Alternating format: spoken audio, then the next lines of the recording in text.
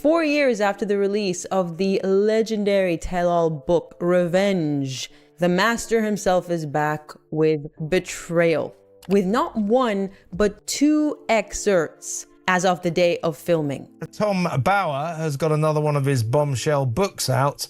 This one is called Betrayal, Power, Deceit, and the Fight for the Future of the Royal Family. Okay, he's got them. He has got them. The Sussexes, Harry and Meghan, know that they have been rumbled. Henry VIII, one of the most famous kings or infamous kings of the United Kingdom, he created his own religion because he couldn't accept the word no. Shocking new revelations from the journalist Tom Bauer, whose devastating new book about the Sussexes, Betrayal, Power, Deceit, and the Fight for the Future of the Royal Family, paints Harry in the worst possible light.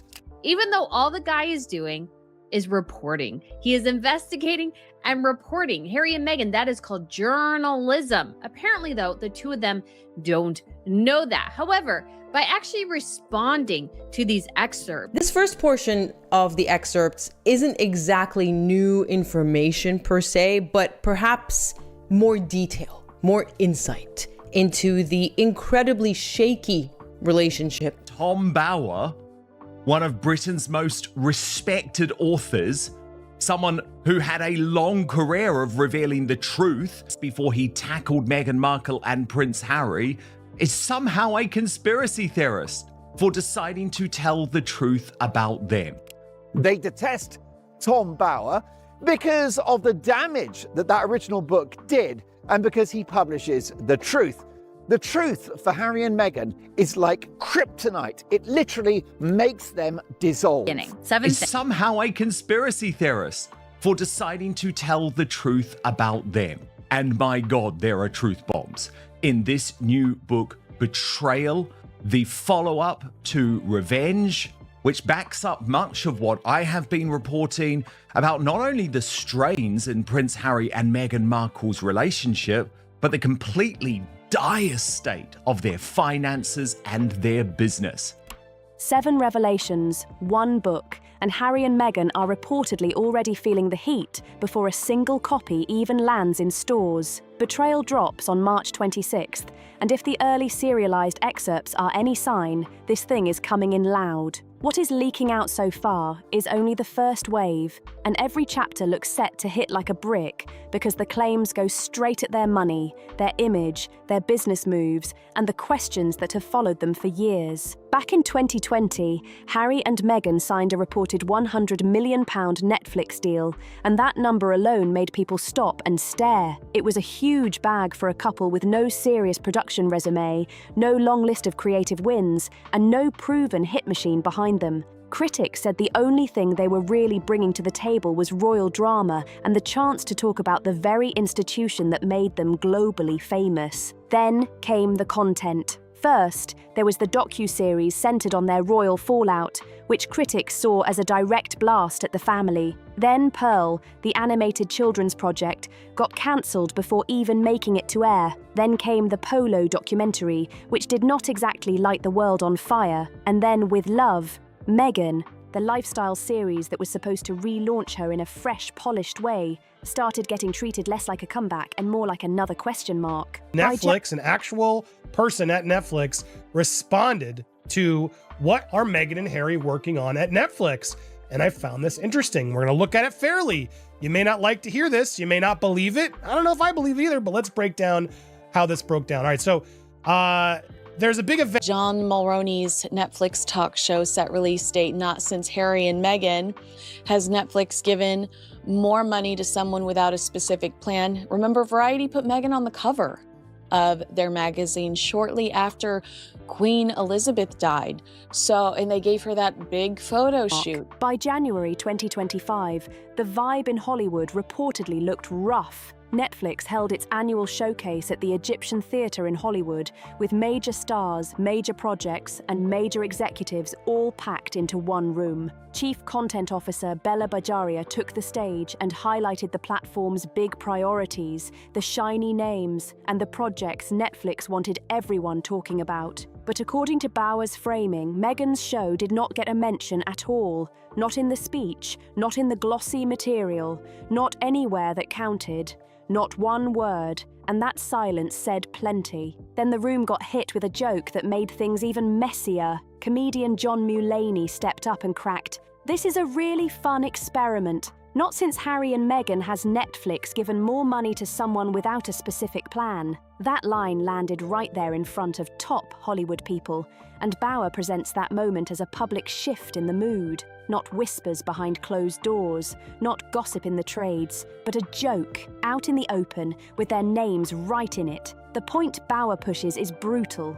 Once Hollywood starts laughing in public, the shine is already slipping. And when the Netflix glow reportedly started fading, Bauer turns to the charity side of the story. There's been leaked financial details from the Archewell Foundation that's quite fascinating because it shows that there's 2 donors who've given one of them 15 million and one 3 million. There's been speculation whether or not that 50 million came from Oprah Winfrey in return for that big television exclusive that the couple did with her. But it's fascinating that these records also show that their ability to raise money from the public seems very small, only about $5,000. So Archewell actually recorded total expenses of $5.1 million, according to its latest 990 form. Salaries for 2024 were listed at $913,000. Expenses were up 54% year on year, soaring from $3.3 million. Other expenses recorded at $2.9 million. Meanwhile, donations and grants to the group dipped from $5.3 million in 2023 to $2.1 million in 2024. Insiders skeptical of how Archewell, which doled out $1.25 million in grants in 2024, can continue.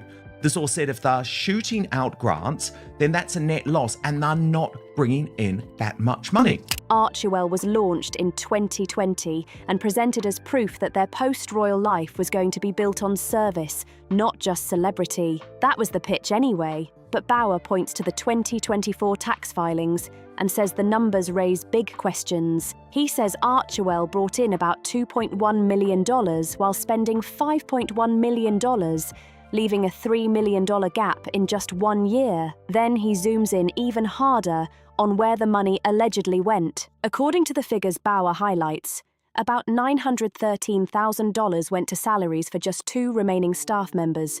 Now let's talk a little Harry and Meghan. Their Archewell Foundation has been declared delinquent by the state of California, meaning it is not in good standing as a charity and not permitted to engage in activities like raising and spending money, pretty much all you would expect a charitable fund to do. There is complete and utter chaos going on. The Meg and Herald are taking their rebrands far too literally at this point.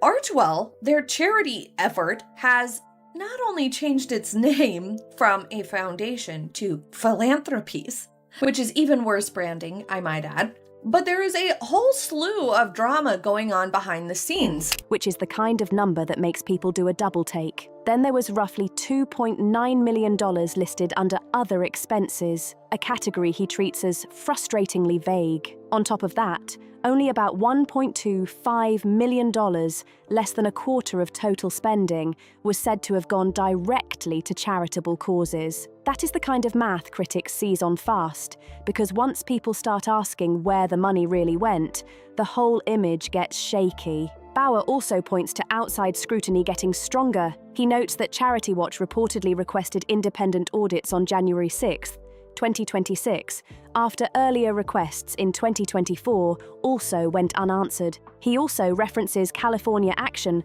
that temporarily declared the foundation delinquent after a registration issue, creating even more bad optics. Then came staff cuts, with several workers reportedly gone. By December 2025, the structure shifted again, quietly and with very little fanfare, as Archewell Foundation was reworked under the label Archewell Philanthropies, and activity moved into a new campaign identity called Parents Network. Bauer's big question is the one hanging over all of it.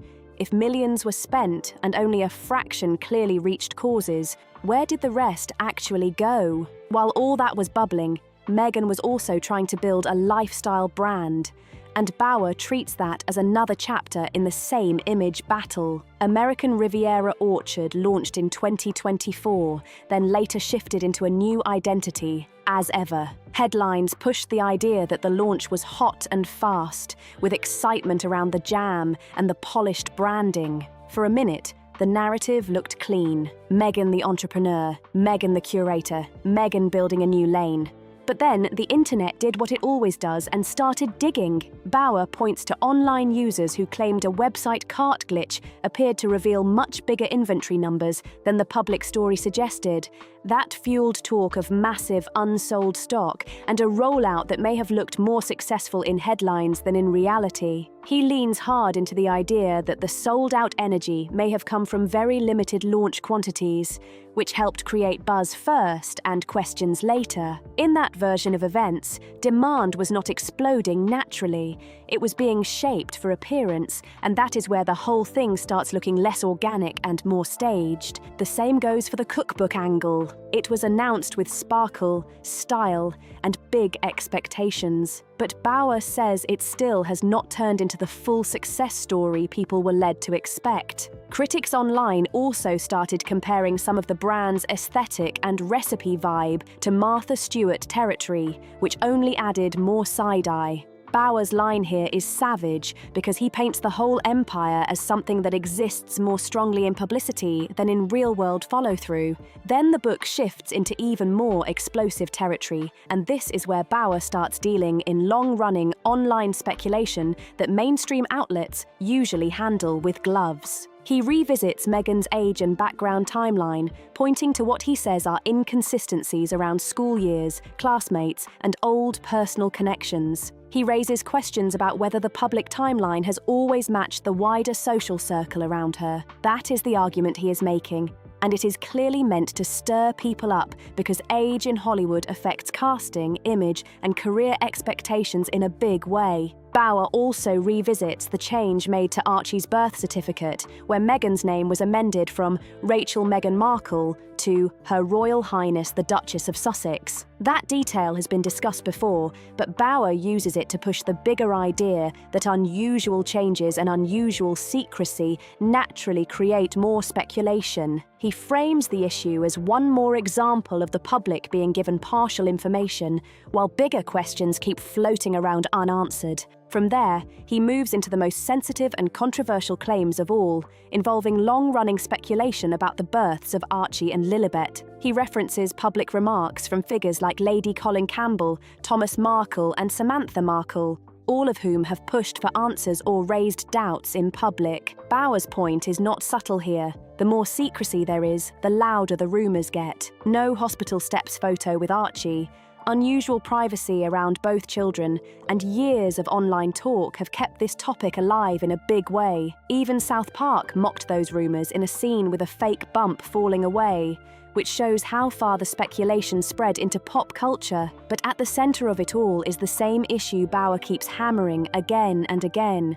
When questions keep circling and clear answers do not come, the noise only gets louder. Then came the hospital room video, and that clip sent the internet into a full spin almost instantly. Meghan posted footage of herself dancing in a hospital room, and instead of calming people down, it did the exact opposite. Millions watched it, replayed it, zoomed in, slowed it down, and started asking even more questions than before. The video was seen by many as a direct answer to the years of rumours, but critics jumped in right away and claimed it only added fresh fuel to the speculation instead of shutting it down. What had been subtext online suddenly became the main conversation out in the open, and once that happened, there was no putting it back in the box. By June 2025, that video had already become one of the most talked about clips tied to Meghan in years. Supporters said it showed confidence and a woman laughing in the face of ugly gossip. Critics said the opposite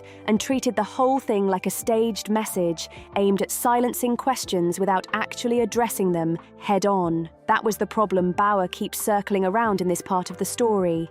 In his view, it is not just about what Meghan posts, It is about what she does not directly answer when the pressure gets intense. And when a public figure gives a visual response but avoids a clear verbal one, people start reading all kinds of things into every frame, every angle, every little detail. The legal side is where this gets even more explosive, because under British royal rules, questions around birth and succession are not just tabloid chatter, they can become constitutional in tone very fast. Archie and Lilibet sit in the line of succession, and that alone makes the issue bigger than celebrity gossip. If the circumstances surrounding their births were ever seriously challenged in a legal or constitutional way, the fallout would be huge.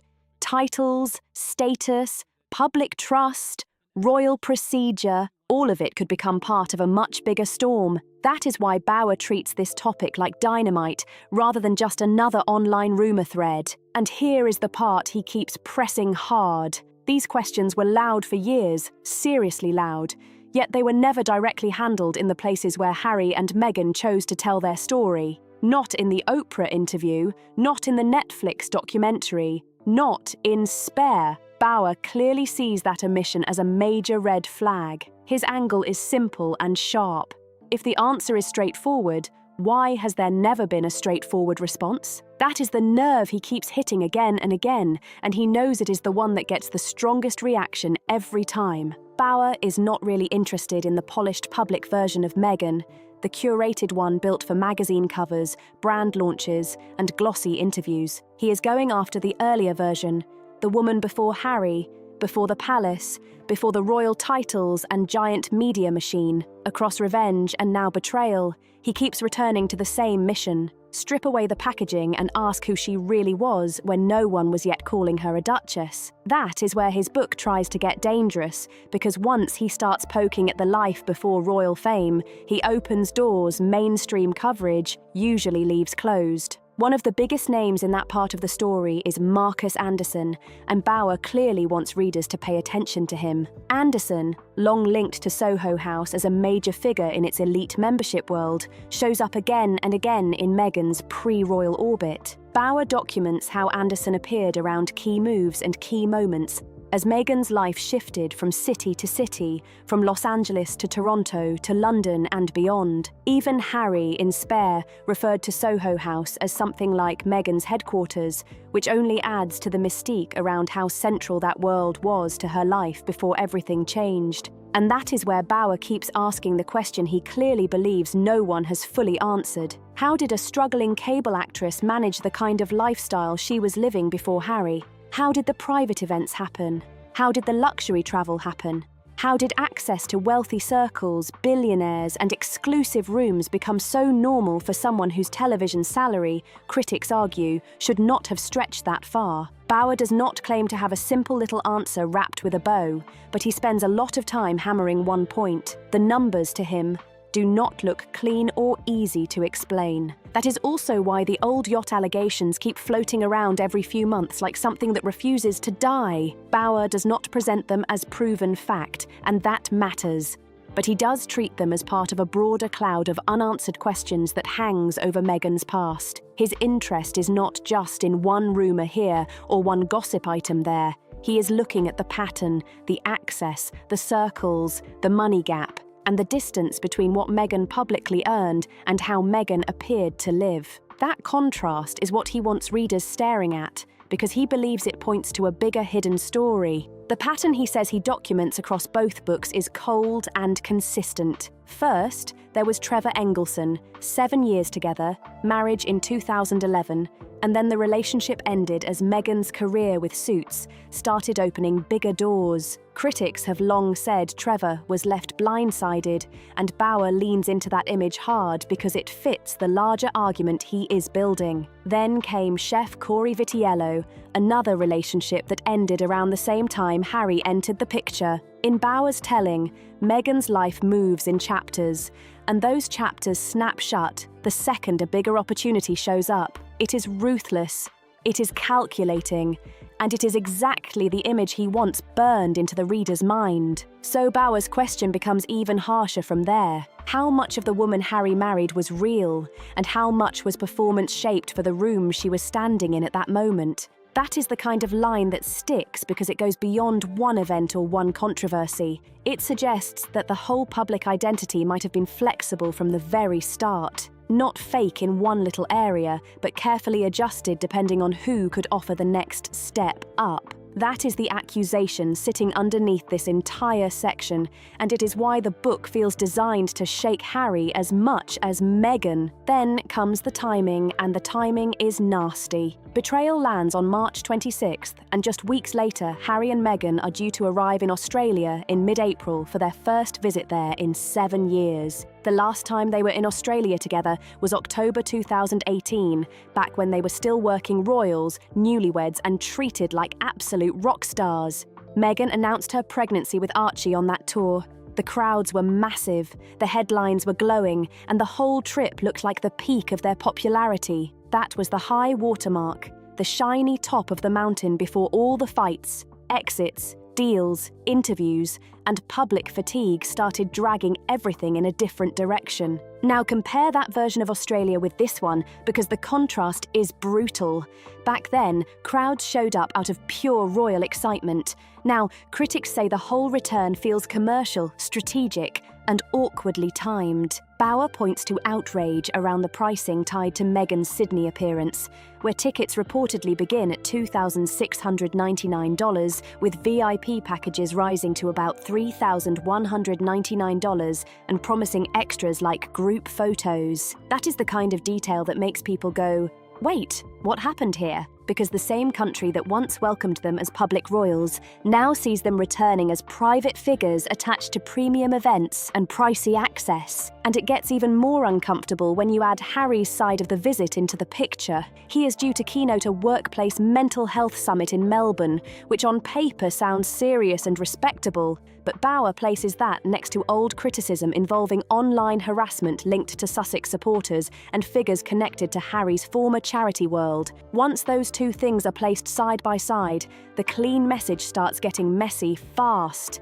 That is Bauer's style all over this book. He does not just state one accusation and move on. He stacks details together until the contradiction becomes the headline. Royal commentators have already started saying the quiet part out loud. This is not being viewed by many critics as a royal tour at all. It is being framed as private citizens, using the royal connection, the royal aura, and the family drama, while still insisting they are separate from the institution they walked away from. That tension is exactly what has followed Harry and Meghan everywhere since 2020. They want distance when it protects them, critics say, but still benefit from the attention that only those titles create. That split has become one of the biggest weaknesses in their image, and Bauer tears into it hard here. Royal historian commentary around Australia only sharpens the point even more. Some observers have argued that Australia was one of the places where the pressure on Harry and Meghan started becoming too intense even during their working royal years. Others say the country also symbolised the peak of the fantasy,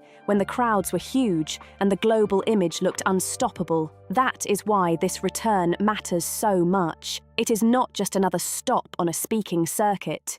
It is a return to the exact place that now throws the contrast right in their faces. And one tiny story from that 2018 tour keeps getting brought up because it captures the whole vibe in one sentence. Meghan was reportedly overheard outside the Sydney Opera House, looking at the massive turnout and saying, "What are they all doing here? It's silly." Whether critics think that quote reflects surprise, arrogance, or a misunderstanding of royal culture, Bauer uses it as a sharp little dagger. Because if that story is true, then the irony now looks savage. In 2018, people came freely because they respected the monarchy. In 2026, critics say the same energy is being repackaged into a luxury event where people pay thousands just to get near the brand. That is what makes the Australia timing look almost unbelievably bad. Every reporter waiting at that airport will already know the claims in Betrayal. Every camera will be pointed at them knowing the book is fresh, hot, and loaded with ugly questions. Every interview risk is bigger, every public appearance gets harder. There is no easy way to smile through that kind of storm when the conversation around you has already shifted from curiosity to side-eye. The old formula of polished photos and upbeat headlines may not save them this time because Bauer's book is built to make every appearance feel like a live test under pressure. And by the time this section closes, Bauer wants the reader left with one hard conclusion. He is not saying he wrote another fluffy royal book full of palace wallpaper and polite gossip. He is saying he built a case. A reported £100 million Netflix deal ending in public ridicule. A charity that spent around $5 million while giving away only a fraction of that to actual causes. A lifestyle brand surrounded by inventory questions and shaky buzz. An age timeline, he argues, does not fully add up. Birth questions that have never been clearly answered in public. A pre-Harry lifestyle funded, he suggests, by sources no one wants to name. And then, right on cue, an Australia trip landing at what could not be a worse moment. That is the real punch of this chapter. Harry and Meghan have spent years trying to control the story, frame the story, sell the story, and outrun the story. But Bauer's whole point is that this time the story may already be ahead of them. Unlike a streaming project, unlike a glossy launch, unlike a carefully edited interview, this is not something they can polish into submission overnight. Once the questions are this loud, once the timing is this ugly, and once the public mood starts turning from fascination into mockery, the room for escape gets very small indeed. So now all eyes are on what happens next. Does the book blow over, or does it hit exactly where Bauer wants it to hit? Does Australia become a comeback, or does it turn into a public stress test with cameras catching every crack? One thing is clear though, this is no longer just another celebrity spat or another royal gossip cycle. This is a full-blown image war, and the next chapter could get even messier fast. If you think this story is only getting started, drop your thoughts in the comments right now, and make sure you subscribe for more royal drama, deeper breakdowns, and every twist that drops next.